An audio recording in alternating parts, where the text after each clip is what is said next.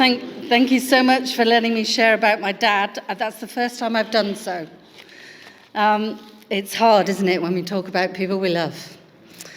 But anyway, he has encouraged me to look again at Psalm 23, and that's what I've done, to be honest, over the last 7 years. And so I hope you'll be encouraged as well and look at it in a different way than perhaps you're used to. So we're going to look at 3 things. We're going to look at a background to Psalm 23. We're going to look at what a shepherd does and how that relates to what God does, and what does it mean for you and me today. So 3 things we're going to look at. The background of Psalm 23 is it's attributed to have been written by David in his later years, probably when he was king, reflecting on his life and thinking of his time as a shepherd and his relationship with God. It's a psalm, as I said, that is often read at funerals. Yet the psalm is more about how a person lives in their relationship to God. David starts the psalm by saying, "The Lord is my shepherd." Who does he mean by the Lord? Well, of course you know that. It's God, isn't it? But have you ever really thought about it? The creator God, the God who made the heavens and the earth, the one who put the stars in the sky, the one who gave his only son to be your saviour, the one who made you and me, the one who has authority over all, that same God, that same awesome God, is also a shepherd to us. When we think of shepherds, it's different, isn't it? A shepherd purchases sheep and cares for them. He cares for them 24 hours a day. He knows where they are. He looks after them. He protects them. He feeds them. He knows when something is wrong with them. He knows sometimes they do silly things, and he has to guide them.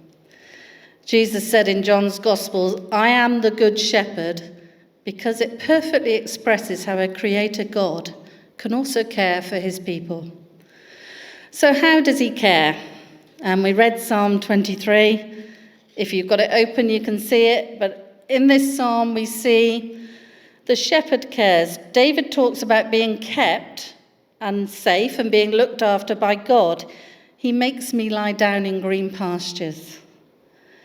He talks about being led by God. He leads me beside still waters. And I've had a rethink about that as well, actually, lately.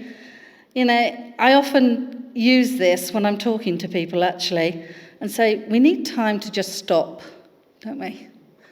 And just be quiet and just listen to God. And sheep need to be led to water. They don't automatically go to water.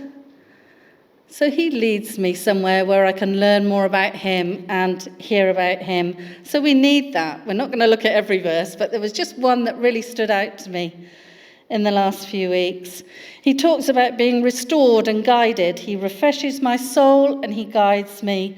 He lacks nothing. God knows what is best for him. He's defended by God. You are with me, he says. Your rod and your staff, they comfort me. He's blessed by God. He said, he anoints my head with oil and my cup overflows. He's all that he needs. Surely your goodness and love will follow me all the days of my life. It's amazing, isn't it? But just a thought before we go on. Everybody has a shepherd.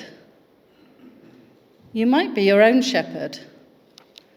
Maybe your career is, your wealth is, your relationships, your idol, whatever leads you in life and gives you direction, what you feel fulfills your needs.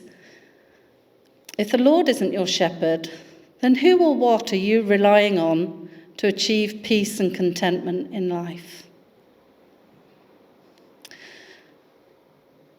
Number 2 is, what does a shepherd do and what does God do for us? And I've been learning about shepherds and sheep over the last few weeks.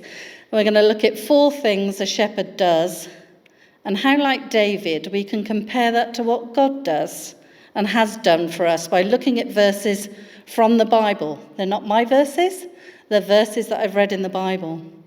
So be encouraged this morning. A shepherd, first of all, he purchases his sheep. They're not wild animals. He's chosen them. He's paid a price for them and he values them. And as I said, I've been looking into shepherds and sheep, and I understand when they buy a sheep or when they buy a flock, the first thing they do is mark the sheep so that they know whose sheep belong to them. So what has God done for us? John 3:16, for God so loved the world that he gave his only begotten Son, that whoever believes in him should not perish but have everlasting life. 1 Corinthians says, you are not your own, you were bought at a price. John 10:14 says, I know my sheep, Jesus says, and my sheep know me. I lay down my life for my sheep. You could go on, I'm sure, and find plenty of passages. You are valued to God. He knows all about you. As you read the Bible, this is so clear in all that he's done and continues to do in your life. Secondly, a shepherd protects his sheep. He makes sure they are safe. At night, in the olden days, they used to lie across the gate so nothing could get in or out, and that would protect the sheep. These days, I'm sure they don't do that, but I'm sure the shepherd makes sure they're secure during dark hours. What do we read about God being our protector in the Bible? There are so many verses we can look at in the Bible to reassure us of his protection. Let's read some phrases from Psalm 121. It says, my help comes from the Lord. He will not let your foot slip. He who watches over you will not slumber or sleep. The Lord will keep you from all harm. He will watch over your life. It's really good, isn't it, that we can get the answer in the Bible? If you haven't got a Bible, I'd encourage you to get one. Don't just look on your phone and scroll down the app now and again. Get a paper one and go searching for the verses in the Bible that can help you answer these questions and give you guidance. Nothing happens in your life where God isn't present to be your protector. He is the one who is always near you and can give you peace in every situation. Thirdly, a shepherd guides his sheep. As I said, sheep are known for being a bit silly. If one goes in one direction, apparently they all go. They need to be led. And in Deuteronomy 31 verse 8, we read about Moses reminding Joshua that the Lord goes before him. He's always with him as he speaks to him about going into a promised land. We all need guidance in our lives, as independent as some of us like to be. Isn't it good to know there is one who knows what is best for us, and he knows the future? And if we only would trust in him and read his word, we can be guided in all situations throughout our lives. Finally, a shepherd cares for all of his sheep individually. He doesn't lose one. We all know the parable in the Bible about the lost sheep. It's well known. It used to be told in schools. I don't know if it is now. One was lost. No one rested until it was found. All are important to him. It's a bit like if you're going to watch a school assembly or a play. Let's think about it for a minute. You're going to see a school assembly. Let's say Jane and Ken are going to watch Judah, his first play. They're going along, they're going to see it, everybody's ready on the stage. Where are Jane and Ken looking? They're looking at Judah. Yes, there's lots of other children there, but they aren't really watching all of them. The one they're looking at is their own grandchild, and their attention is on them. That's how God is with us. He's looking after you and he's concentrated on you. Never ever feel that his gaze is never upon you or he doesn't care for you, because he does. You can be sat in church, and if you ever felt that the person speaking at the front, they're actually speaking to me. That's God speaking to me directly. There are other people around, but what is being said, that's for me today. It's almost like no one else is there and no one else needs to hear it but you. So God is concerned about you. He loves you. 1 Peter 5 verse 7 says, cast all your anxiety onto him. Why? Because he cares for you. So what does it all mean for you and me today that the Lord is our shepherd? Verse 2 of Psalm 23 says, "If you know the Lord is your shepherd, you will not want." What does it mean to not want, or to not lack, as some translations put it? What does that mean? I'm going to suggest two things. One, it means you have a profound sense of contentment and trust and sufficiency in God's care. It means you're content with what God provides, both spiritually and practically. You have satisfaction and peace, contentment in God's presence and care for you. You're not looking anywhere else for something to fulfill you in your life. It also means you can trust God. C.H. Spurgeon, a theologian and a preacher who was born in 1834, wrote this: "God is too good to be unkind, and he is too wise to be mistaken. And when we cannot trace his hand, we can trust his heart." Let's read that again. So, God is too good to be unkind, and he is too wise to be mistaken. And when we cannot trace his hand, we can trust his heart. What does that mean? God knows everything from the beginning to the end of your life. Whatever God does or allows in our lives is never malice, it's never cruelty, it's never indifference. Even when his actions are difficult for us to understand, they are more ultimately for our good. So when you can't trace his hand, and sometimes we can't see the reason why things are happening to us or to others, and where God is working, in those moments when his hand is unclear or hidden, we are to trust in his unchanging wisdom and goodness, to trust in his heart when things are painful or confusing. In October 1810, a 20-year-old girl called Anne, in the quiet New England town of Bradford, wrote the following words in her journal. And they're a little bit Old English, but you'll understand it. It says, "If nothing in Providence appears to prevent, I must spend my days in a heathen land. I am a creature of God, and he has an undoubted right to do with me as seems good in his sight. He has my heart in his hands. And when I am called to face danger, to pass through scenes of terror and distress, he can inspire me with fortitude and enable me to trust in him. Jesus is faithful. His promises are precious. Were it not for these considerations, I should sink with despair." Anne had received a proposal of marriage from a man called Adoniram Judson. He was shortly to leave for Asia as one of America's first overseas missionaries.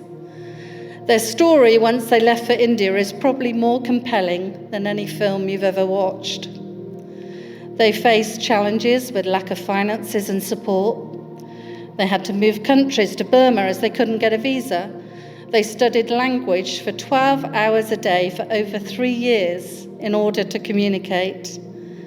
There was the constant threat of sickness and disease, and suspected of being a spy, her husband was sent to a death prison where he was tortured. Anne campaigned relentlessly for his release. From 1812 to 1850, which is in the year which he died, 24 relatives or close friends died, including several of his children, and Anne, his wife, died shortly after his release from prison in 1826. I don't think, despite all that, Anne would have written anything else in her diary than what we read. She trusted the Lord's heart. You could say he was her shepherd. Just for interest, during the time of Adoniram Judson, with the support of Anne, they translated the Bible into the Burmese language. 100 churches were formed. 8,000 Burmese people professed faith in Jesus. And the translation of the Bible is still used in what's known as Myanmar today. And as a result of Adoniram and Anne's service for God, many have come to know him as their saviour. You will, I hope, never have to face what Anne and Adoniram faced in their lives. But you and I know there are many battles that we do face that can be just as challenging and difficult, just in a different form and way.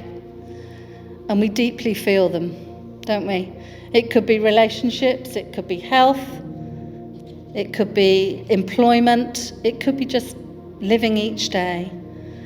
But whatever situation you find yourself in, whatever faces you now and in the future, the joys and the difficulties, remember this, Psalm 23, the Lord is your shepherd.